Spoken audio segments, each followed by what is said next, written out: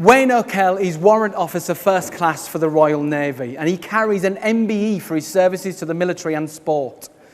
As a physical training instructor, he's a thought leader in the areas of leadership, strength and conditioning.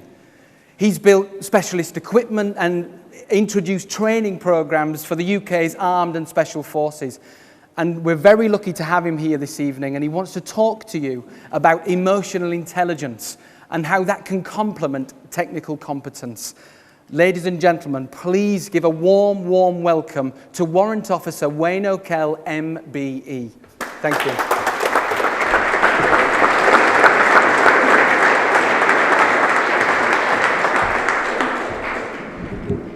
Good evening.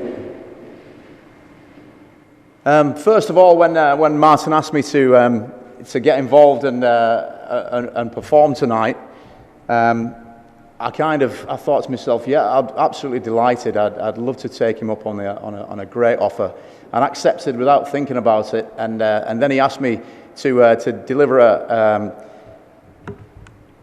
the following.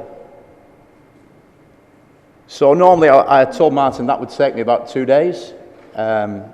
He then said I had 20 minutes, and what we did was we worked out that David Christian in 2011 delivered the history of the universe.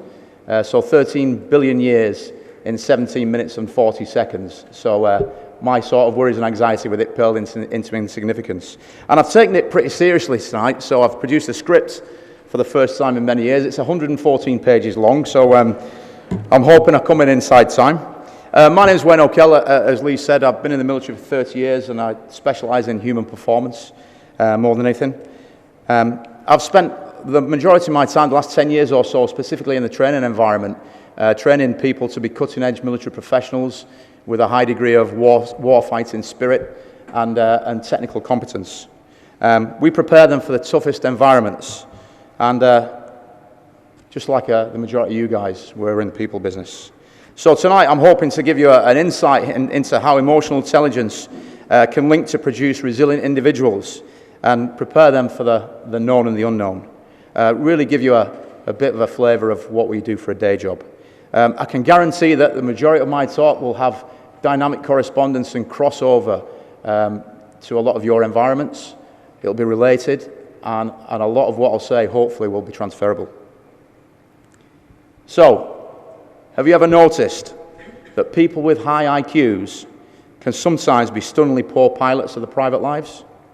High-tech companies have leadership crisis in the world at the moment. You know, people that they seem to be very, very good at the job technically, but to make that link, to have those people skills, to be able to talk to people, the social ability to drive, enthuse, motivate, etc., just seems to be lacking. And IQ's been going up for 100 years, especially as our children these days seem to be involved in a more cognitive environment. They encounter more sophistication in terms of, devices and everything else that we ever did. Real digital natives compared to digital immigrants like myself. So you can see that out of the 20% that we've got here, the other 80% of stuff, that's a lot of potential to be scratching the surface on. So let's look beneath it. Daniel Goleman best defines emotional intelligence as the ability to identify and manage your own emotions and the emotions of others. He uses 5 guiding principles, which I'd just like to raise. Self-awareness, your ability to read and recognize your own emotions, and using your gut feelings to really guide you along in life. Self-management, involving you to control your own emotions and impulses and being able to adapt to change. Do you fall apart under stress, for instance? Is that noticeable? Social awareness, Martin's touched on it. The ability to understand and react to others' emotions. For me, it's kind of like being able to help others' needs and feelings. Relationship management, the ability to inspire and influence, to really go out there on a limb and be able to show somebody the way. And empathy, knowing how someone is feeling, and to achieve that by really listening, really making that human connection with people, and displaying real sensitivity when you do it. I'd therefore like you to consider the following. that the brain responds better to invitations and requests rather than commands and instructions. What do you do really well in your environments already? How do you deal with and manage and resolve conflict? Do you avoid it? The tough talks, they're important to have. They're vital. They're vital to clear up so there's no hidden agendas. They're vital for a good, hard-working, collaborative team to be able to push forwards. And how many high-trust relationships do you have in your environments? And can you name the people that you have high-trust relationships with? And do you enable people with your language? What's the power of the words that you speak? For me, absence of trust is primarily one of the things that prevents healthy working relationships from being established in the first instance. I think it's a singular factor. If you think back to the MP's expenses scandal of last year, who do you vote for? Do you vote for the person that you trust the most? Or do you vote for the person that you mistrust the least? We've got faith in people that have good character as well as technical competence. And these are two key ingredients. And with this, you get greater speed, reduced costs, you achieve outcomes with transparency, greater collaboration with the people you work with, your stakeholders, both internal and external, clients and customers. And when trust is based upon personal character, people just tend to trust your guidance and your influence. It's an unspoken feel-good factor. So in my business, we select from a plethora of environments, a multicultural, whole background of people from all nationalities from out the world, even Yorkshire, probably the biggest country in England. We place them into a very robust and disciplined training environment. And if I can give you an example of recruit training for a Royal Navy recruit, a basic training lasts 10 weeks. And I can honestly say that there's a fair degree of behaviour modification that goes on in that 10-week period.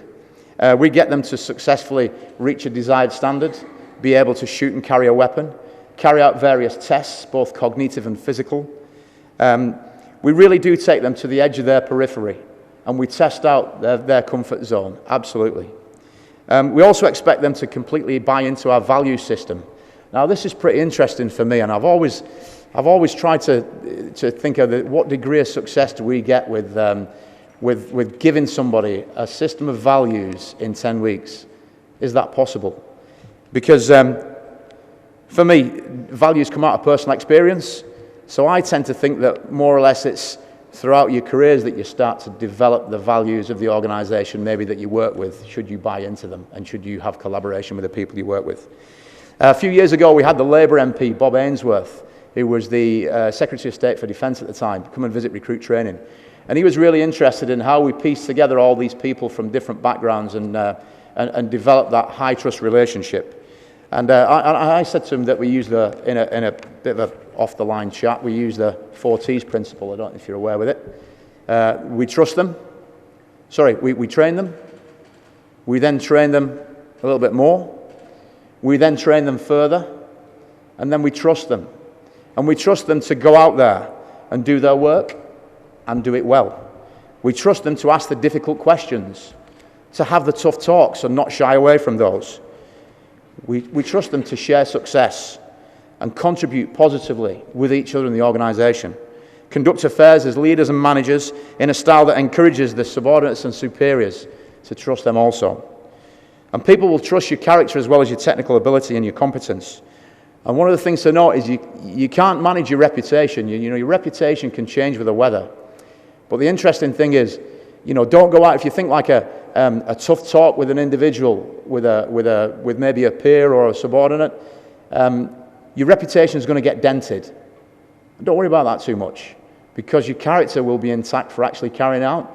If you carry it out with the correct set of values in the correct manner, make sure you get that win-win dialogue as you proceed. It all sounds pretty easy so far, doesn't it? So let's have a look.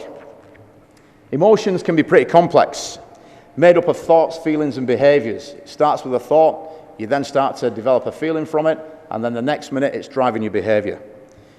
And it's often influenced by family, community, culture, your background, but it's not all as straightforward as you think. So one theory suggests that we've got 6 basic emotions, 25 secondary emotions, and 134 tertiary emotions. So what can possibly go wrong? Let's see if we can recognize a few of them. What do you think? What emotion? Anger? Pretty good. What do you think? Happy? Joy? Any more? Yeah, I think you're more or less right on that one. It is joy. Shock? Surprise? Yep.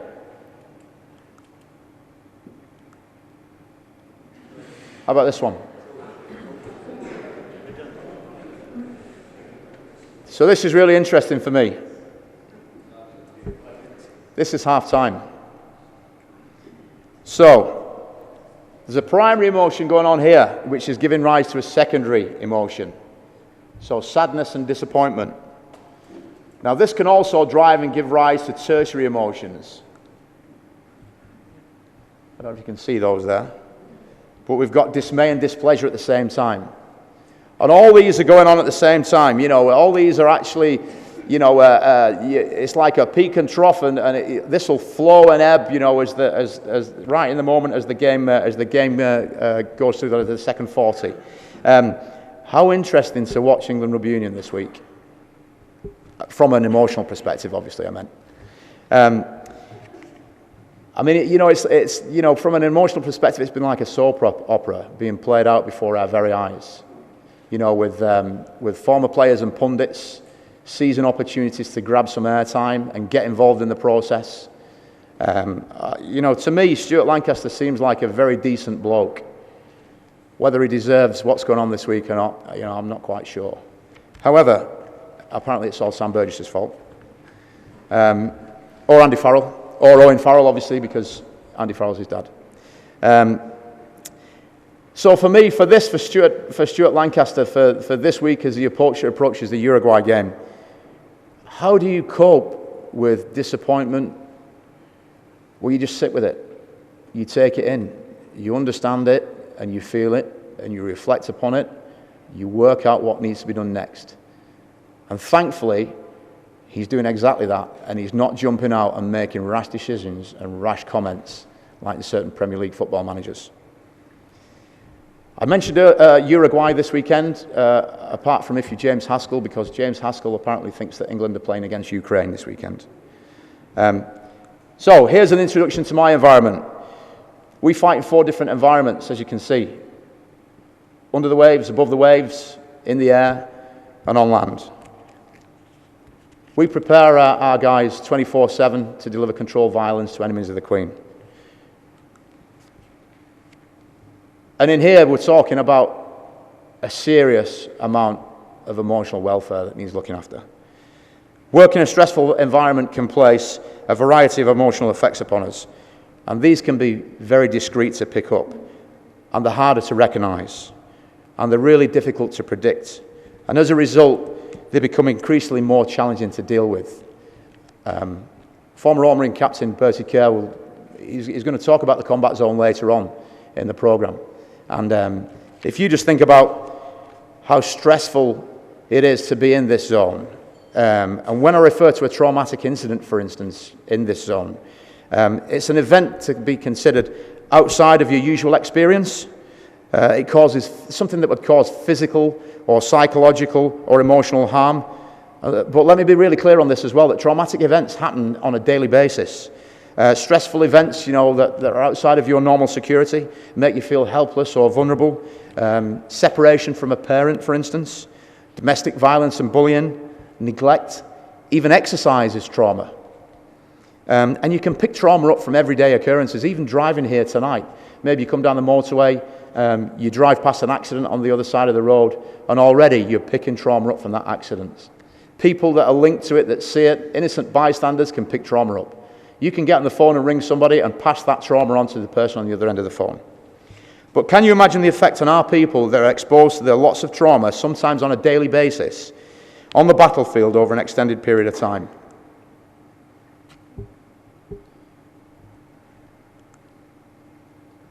Some are coping better than others. But for some, these changes they last a lifetime. And whilst they may seem like they're coping one day, the next day it's completely different. So, how successful have we been along the way? Well, we've created some smart strategies from a military perspective. One of the smartest I've seen in recent years is our Chimp process. Bertie may or may not refer to it. And it's how we work out and make, we understand and we contextualize what's happened from each foot patrol, say, on the ground in Afghanistan, for instance, with some of the atrocities that were going on. When we get back to a safe compound, we just talk it through. And we make sense of what we've all seen. Because everybody's different. And it's worth noticing that where does this difference come from? It can have a different effect on every single one of us. So, every second we're bombarded with 2 million bits of information. We pick this up unconsciously. I mean, you don't need me to tell you that I'm speaking right now, that these are microphones, that this is a big screen. You kind of know all that. You know that they've got fish in the tank. You know that Martin was on first, etc., etc. All this goes on unconsciously. Having to deal with more stuff in your conscious awareness is the stuff that can really send you into meltdown. If you have to cope with a lot of serious things all in one throw, this can really push you over the edge. What we work out as well is some of the information coming in from the outside world, these external events and information. This comes through, and this basically, what you do is you delete, distort, and generalize. You make sense of it through these internal filters that you develop. Some of these are through memories, previous experiences, etc. And what happens is these external events, even me talking now, this passes through your internal filters. It then builds your internal representation of what's going on. And you often do that by your senses, your 5 senses. It then creates your state, which will then create your mindset and your emotional state. It'll drive your physiology, so your body language. We're all giving back feedback with our body language, every single one of us, depending now on how we're sat, whether we tilt our heads, how we look, what kind of facials we pull, even our breathing, maybe a colour change in our cheeks and whatnot. And this then drives your behaviour. And it's in our internal maps of reality that determine how we behave, and it gives our behaviours meaning. We don't see things as they actually are, but we see things as we are, if that makes sense. It's our reality, not actually reality. As I say, we delete, distort, and generalize. We delete information, we drop it out of our conscious awareness every single second, millions of bits of information. We generalize on stuff. We label information and we slot it into categories. Children do this all the time because it's really easy to work out the difference between things if you do that. And we distort things. You can almost distort stuff in your mind that's being said and you give it back as you've heard it, or maybe not heard it. And that's when a lot of people misrepresent what they've actually heard. It's also worthwhile listening to your language, because this builds your internal representation, so how you represent the world. So if you're very visual, you'll start to hear people speak that way. They'll start to say things like, I hear what you're saying. Can you see what I'm saying? I like the look of that. Oh yeah, I've got that. Yeah, I've really got a picture of that. All this visual reference to what they do. So if I said to you, for us, one of the big differences to make in training was to turn around and influence our language with our instructors. And if I was to say to you, don't think about the colour purple, what do you do? Don't think about the colour purple in big capital letters. Huge letters. Don't even consider it, because you can't. And what actually happens is you have to not think about something you don't want before you can actually consider thinking about it. So negation, we badge people up. There's a great example of this on an assault course where I used to work. We climb up a 20-foot gantry. The first thing we do is we lower ourselves onto a rope, and below you've got a white rope which you get your chest onto, you then push yourself out on your legs. It takes a lot of confidence to be able to do it. And then you've got 20 meters in which to pull yourself along 20 foot in the air. And below is a hard rubber dense mat. It's very exposed, and you get this feeling of exposure when you're up there. And it's really, really tempting to just not get away from the gantry and not get across the rope. And then the instructor underneath turns around and says, don't fall off. And all they're doing is they're giving you these visual references. They're sending these visual pictures to your conscious awareness of what? Falling off. So change your language. Think about what you say. Think about how you enable people in your environments. And just say it like you want it. Be really clear and simple. Concentrate on the rope. Get your chest onto it. Grip it with your leg. Pull with your hands and push with your leg. You don't even need to consider how good this is, what I am saying right now. Don't think about it, because you can't. An example for us as well was we introduced a lot of new stuff, and a particularly Commando Training Centre, Royal Marines, where we had some serious experienced instructors. We bring a lot of new recruits into to Commando Training Centre, and one of the things that we kind of struggle with is our wastage rate, because we only take the best with Royal Marines. And our wastage rate is pretty huge, and we're kind of thinking that we're writing off some really good young fellas as a consequence. So if we could maybe operate with some new routines and some new models, things like anchoring, some NLP processes, etc., that we may have more success. We introduced this to the training team, the very experienced training team. You know, a lot of these guys are decorated in battle and whatnot. And they come back and they really get energized to start working with this until the moment they get challenged by a recruit. And suddenly, when they're spending that little bit of time to work out where they are in the process or in the model, they quickly defer to the way they've always done it. And the new system goes out the way. So it's really important for us, when we set this up, to set up a coaching advisory network and a system of support to be able to mentor our senior instructors through, so that we could have a higher degree of success with this. And I think we're being successful with it when we're doing it. Martin mentioned the Chimp earlier on. So what do you think about the suggestion if I was to say to you that we've got two brains?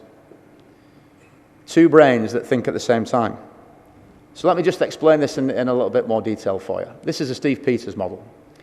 The computer, that's a memory bank for reference. It's where you store all your 2.4 million bits of information. The human, that's you. You interpret stuff in a logical way. That's that rational bit of your brain. It thinks in shades of grey and with balanced judgment. And it works with evidence and facts to reach a successful conclusion for you. And then you've got the chimp. This is in the limbic system of the brain. This is the bit that takes control because it's 5 times faster than the human. It's stronger. It jumps to opinions. It judges quickly and without mercy. It thinks in black and white. There's no reasoning with it. It's paranoid. It works with feelings and impressions, and it can be catastrophic. It sounds a bit like my missus. The chimp's agenda is to produce the next generation, and it's got very strong sex drives and strong drives for food. But it can also protect you as well, because self-survival is a huge drive for the chimp. One of the interesting things for me is I had a friend of mine recently who said to me, so you're saying to me that actually I've got a huge sex drive because I'm a chimp. I went, yeah. He went, okay. I've just been caught having an affair. I went, oh, that's not good. He said, do you think it'll float if I tell my missus that it wasn't me, it was my chimp? Absolutely not. But the chimp is powerful. It can therefore gain control. So you need ways to be able to manage your thoughts and actions. So if you can recognize when you're being sabotaged or you're being hijacked, you can then work out a logical and thinking strategy for future success. And ultimately, one that will have some positive behavior. I had a group of girls that I was coaching the other week, and they seem to have a problem. Their chimps have a problem with coffee shops. So they go out and they all work out, and they're on 2,000 calories a day, etc., up until the point they step into Starbucks. And when they step into Starbucks, they've already said, we're going to have a sparkling water, a single espresso, and a bit of granola bar. They get to the front of the queue, and the girl behind the counter says, yeah, can I help you? And they turn around and say, yeah, can I have an extra large caramel macchiato with cream and a flake? Because it's not actually them that's ordering, it's the chimp that's ordering for them. And the rational bit of the mind, the human's going, whoa, we don't really want that. And the chimp's strongest, the chimp goes, hang on a minute, we just worked out. This is a reward. We deserve it. Can I get you any patience with that? Yeah, get me a bit of that chocolate cake as well. So I'm about to take a 1,000 calorie sugar spike outside of my 2,000 calories I'm allowed for the day between meals, and I've actually blown away the 350 calories I've used on the cross trainer. So understanding you've got zero control over your chimp might lead you into a way of managing it. And probably one of the most successful strategies I've found is just to take 10 minutes every day, use it as development time, and just to reflect on when your chimp's been running the agenda for you, what you've done in the last 24 hours, and how you can maybe re-reference some of the stuff that's in the computer and modify it. I'll give the amygdala in 30 seconds. So this is really important. So this is an almond-like structure right in the middle of the limbic system in the brain. This is the stuff that fires you off in no time whatsoever. Instant reaction. So you don't know whether you've you don't know why you react in such a quick manner as you do, and this is your amygdala taking charge. It plays a significant role in how we operate, and it gets its sensory information, same again, picks everything up from the outside via your senses, and it learns and stores these as experiences, ready to be given out as emotional responses for you in the future. It can react immediately, especially if it thinks you're being attacked. So who's ever received an email, which you've thought, oh, that's a bit of a personal attack, I don't like the way that's been written, and then straight away your amygdala, your limbic system and your chimp jump onto it, and you send the most crushing and stinging email back again, only to regret it a couple of minutes later. Yeah, I've probably sent one or two of those in my career. The thing with your amygdala is it's effective for about 18 minutes, but it can last 3 or 4 hours. However, if you get into an argument or a conversation where your chimp, your chimp's not being able to say what it needs to say and clear its chest, sometimes that can go on for further, but often, when you sleep on an argument, you wake up the following morning, your unconscious mind has processed and synchronized everything for you. So how do you deal with an amygdala hijack, for instance? How do you deal with something like road rage? So let's take this one, for example. Let me see if I can associate you into this. You're driving down the motorway, you're coming off at the next junction in 5 miles' time, and you're in the fast lane, and then suddenly you get tailgated, and somebody flashes the lights, comes right up your backside, and you decide to move over. And in fact, you know what? You've had a good day. You don't want to get caught up in this. You move over to the slow lane. And then suddenly, the guy appears at the side here, remonstrating, gesticulating, waving his arms around. He speeds up. Your junction's coming off. So you start indicating. Then he jumps straight in front of you and slams on, then speeds up again. How do you react? What do you reckon? Yeah. For those people that want to get out in hot pursuit and drive after them, and I can guarantee there'll be 1 or 2 people here that maybe have done that, I would imagine, at some time. This is a really difficult thing to deal with. So just understanding that simple things like breathing. You breathe in and you breathe out. You breathe in and you breathe out. You be aware of the parts of your body that are touching the seat. The backs of your legs, the backside, your lower back, your upper back. Be aware of your shoulders. The fact that this guy has gone out in front of you. Breathe in and breathe out. Be aware of the rise and fall of your chest. Let all the oxygen flood back to the neocortex. That'll take charge of the situation for you and return you to balance. Feel good? Possibly, if it works. Try it out next time. Don't close your eyes when you do it as well. Keep your eyes open. So, let's look at how the brain processes fear. The brain takes information from the outside, as we've already said, through our sensory system, and it passes it to the thalamus. Ordinarily, this goes to the neocortex at the top. This is the high road. It only takes a few seconds, but this situation develops the all clear for you. So this then sends it makes context of what's happened. Whether it's an emergency, it can be like the screeching of tires, for instance, and it may make you jump. And then suddenly, it'll just work out the environment very, very quickly, and then send a signal back down to your fear center to say, everything's okay, proceed as normal. The recent research that's come out actually has found there's 30 billion neurons in your brain, that there's this low road, this pathway of this neural back alley straight to your amygdala. And this is the stuff that gets you to fire off in no time whatsoever. Did anyone see the Rugby League Grand Final last year? Ben Flower and Lance O'Hire? This is a direct example of how the amygdala works and how quickly it can work. So in times of stress and danger, what happens from there then is if you think about your nervous system, so from your brain, your nervous system, you've then got your sympathetic nervous system.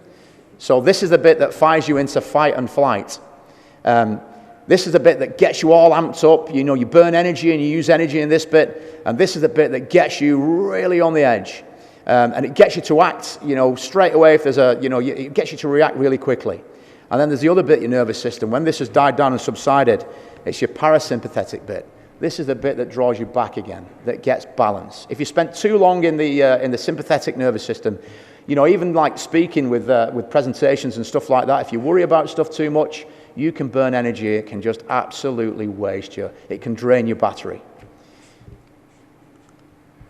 So, everyone's perfect. You'll see that we've got some real soft skills for us in the military that we've adopted just recently. They've got a lot of hard value in military culture. We've not been afraid to embrace change. It's vitally important, and we've made some subtle changes to what we do in the military to ensure that we're better leaders and managers across all levels. For the keys to the ignition, I'd just like to leave you with a few tips. Emotional intelligence doesn't replace technical competence, but one thing it does do is it definitely enhances it and complements it. Think about how you intend to encourage and enable the individuals you work with and how to perform at their best on a consistent basis. Invite everyone into the dialogue where you create a safe environment and collaboration is the norm. And trust is earned. It's a two-way street. Don't be afraid to have the unpleasant, tough talks. They're vitally important. You'll get genuine commitment, and you'll get transparency, and it'll bring up any hidden agendas if you do that. And finally, I'd like to invite you to consider how you would develop and maintain high-trust relationships to operate optimally and intellectually. Human beings have faith in people with good characters as well as technical competence. Enjoy. Thank you.